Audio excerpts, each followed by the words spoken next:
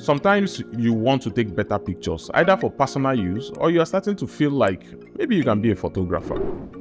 So with the kind of phones we have these days, you start feeling like maybe you can use your phone to just do the work, or should you get a DSLR, a mirrorless camera, maybe some Canon, some Fujifilm or something. So today I want to answer the question, is your phone sufficient or should you get a camera to, upgrade and improve your photography?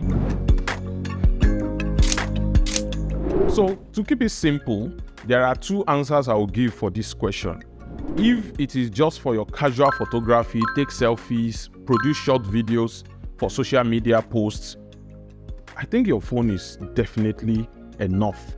A good phone is most likely sufficient. Of course, depending on the kind of phone you're using, but most especially, most of the top-end phones these days are definitely sufficient for what you need.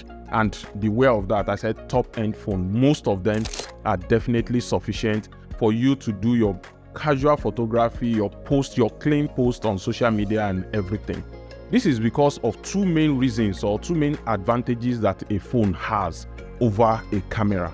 The first reason is that your phone is usually with you whenever you need it. I mean, what is the use of a powerful camera that is at home or in your car at the point where something of interest is happening?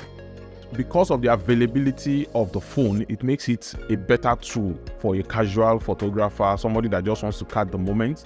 And the second reason why your phone is sufficient is you can immediately share and apply filters to your pictures and just upload them to your family WhatsApp group, share it on social media immediately without having to copy the files out, put them in a computer or things like that, have to go and process them. You can do all that on a phone.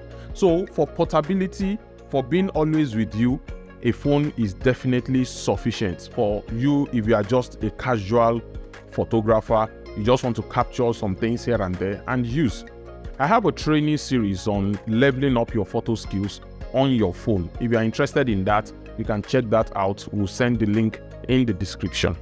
But if you see that you are having interest in photography beyond social media posts, a level where you are actually starting to love the creativity of photography, the possibilities of what can be done with photography, there are just some things that are way above just what a person that just wants to post casually is. If you are starting to love photography, then I will say you are getting beyond the point of a phone photography kind of thing. At this point, you can say you are becoming a semi-professional, when at that point, the framing that you get, the perspectives that you can achieve with your camera, a phone just cannot achieve some of those things.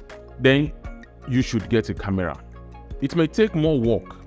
You would need to look funny at events, carrying a camera at events where you probably should be posing as a guest and just take out a phone. But with a camera, you need to look funny and everything.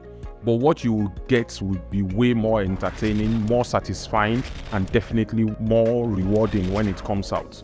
So what really is the difference between a phone camera and a dedicated camera? The first is phone cameras have only one focal length or field of view. You can't zoom it optically. All you can do is to digitally zoom in, and it's the same picture, is just zooming in. You could have as well done that in post-production. It's just digitally zooming in. You can't improve the picture of what you're taking when you zoom in on a phone, does not improve. So to improve this problem is why phone manufacturers started adding 2 or sometimes even 3 cameras to the phone, so that you have 3 focal lengths. But it is still just 2 focal lengths. Even with a camera that looks like it has 3 cameras, it's still just zooming in between them. But at least you have 3 solid points that you can, swap in between, and your pictures and the quality of your picture will still be good.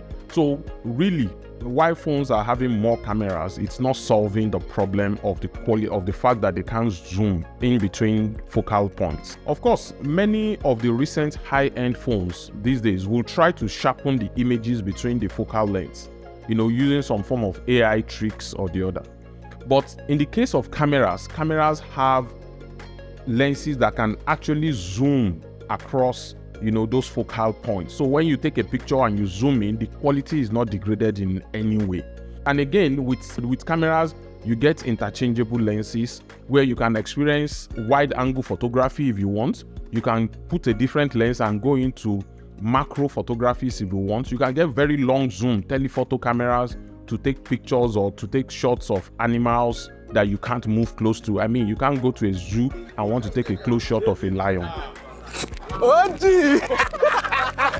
Definitely, if you use a phone, you have to get physically close to the lion, which I'm not sure you want to do. But with a camera, you'll be able to zoom in and do that. In a sport where you can't get close to the action, with a camera, you can zoom in and get closer to the action, you know. So just in points where you need a real good zoom, then you will just have to use a camera. The second major difference between a phone's camera and a DSLR or a mirrorless camera is the sensor. The sensors on cameras in a phone are very small. The biggest sensor, you can see maybe some of these adverts, you see them talking about how they have a 1-inch sensor or 1/2-inch sensor.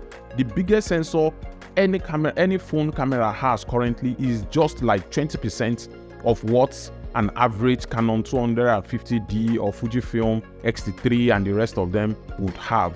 So the sensor is so small that it just cannot deliver the level of brightness, the level of quality, the overall image quality, sharpness, background blur, and everything that a DSLR or a mirrorless camera will be able to deliver. So you just see some pictures and you know this is not a phone picture, because there's just no way for a phone to produce those kind of pictures, even with the artificial intelligence that the phone might be able to run immediately after taking the picture.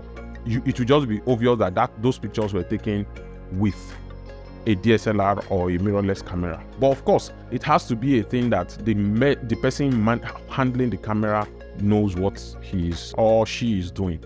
So if you want a certain level of quality, flexibility, you would need a camera with different focal lengths and capable sensors that will be able to give you those shallow depth of field and low light capability. In fact, talking about low light capabilities, one of the areas you can immediately see is some of the pictures you take indoor where the light is not so bright. Like if a phone should take a picture and you get a DSLR and drop the aperture to like the 2.0, 1.8 and things like that, you will see clearly that they are nowhere near each other.